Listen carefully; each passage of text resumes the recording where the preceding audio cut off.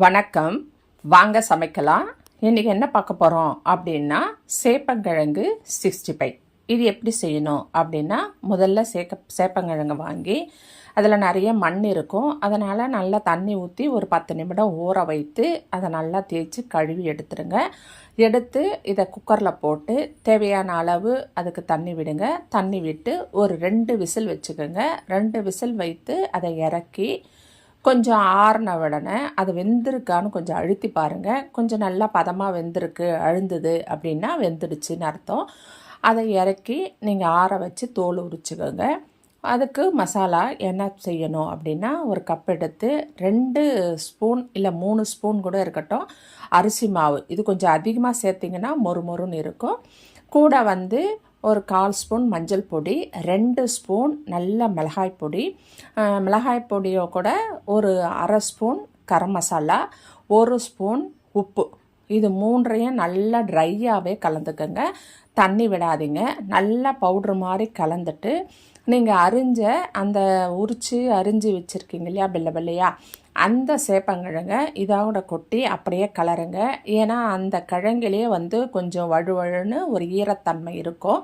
அதனால் அதுவே உங்களுக்கு சரியாக போயிடும். அப்படி பத்தலை அப்படின்னா கொஞ்சம் லைட்டாக தெளித்து தண்ணியை யூஸ் பண்ணுங்கள். ஆனால் தண்ணி விடாமல் அந்த ரெடி பண்ணுறது ரொம்ப நல்லாயிருக்கும்.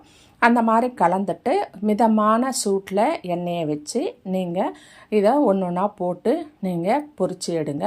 இப்படி பொரிக்கும்போது அது ரொம்ப நல்லா மொறுமொறுன்னு வரும். ஏன்னா நம்ம அரிசி மாவுலாம் போட்டிருக்கோம் இல்லையா, அதனால் இந்த கிழங்குக்கு அது ரொம்ப மொறுமொறுன்னு வரும். அதனால் நீங்கள் அந்த மாதிரி அதை பொரிச்சு எடுத்துக்கோங்க. பொரிச்சு எண்ணெய் வடிகட்டிட்டு அதுக்கப்புறம் ஒரு வாணலி வச்சுக்கோங்க. அதுவும் இதுக்கு கொஞ்சம் தாளிப்பு பண்ணால் ரொம்ப நல்லாயிருக்கும். இதோடும் சாப்பிடலாம். ஆனால் நீங்கள் அது கூட அந்த தாளிப்பு செஞ்சு சாப்பிடும்போது இன்னும் கொஞ்சம் நல்லா சுவையாக இருக்கும். அதனால் அப்படி ட்ரை பண்ணி பாருங்கள். ஒரு வாணலி வைத்து அதுக்கு கொஞ்சோண்டு ஒரு 2 ஸ்பூன் எண்ணெய் விட்டுக்கோங்க.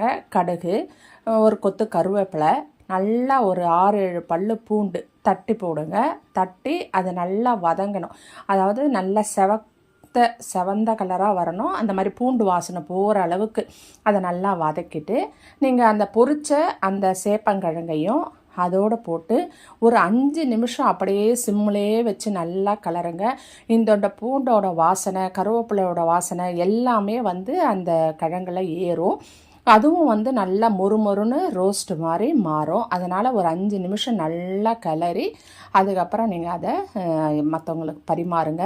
ரொம்ப சுவையாக இருக்கும், மொறுமொறுன்னு டேஸ்ட்டாகவும் இருக்கும். இந்த மாதிரி ஒரு முறை ட்ரை பண்ணி பாருங்கள். சரிங்களா? உங்களை எல்லாருக்கும் பிடிக்கும். இந்த வீடியோவை நீங்கள் சப்ஸ்கிரைப் பண்ணி ஷேர் பண்ணி லைக் பண்ணுங்கள். தேங்க்யூ.